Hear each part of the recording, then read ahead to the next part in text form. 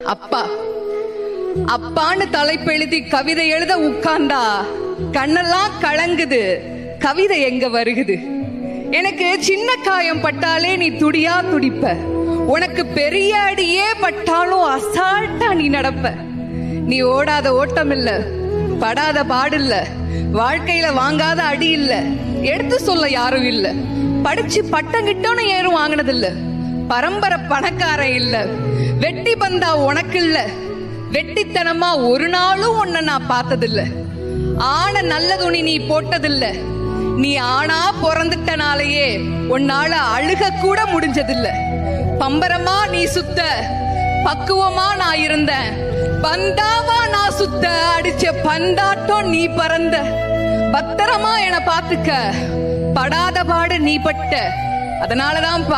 அதனாலதான்ப்பா ஆண்டவனே ஆனாலும் அப்பாவுக்கு அப்புறம்தான்.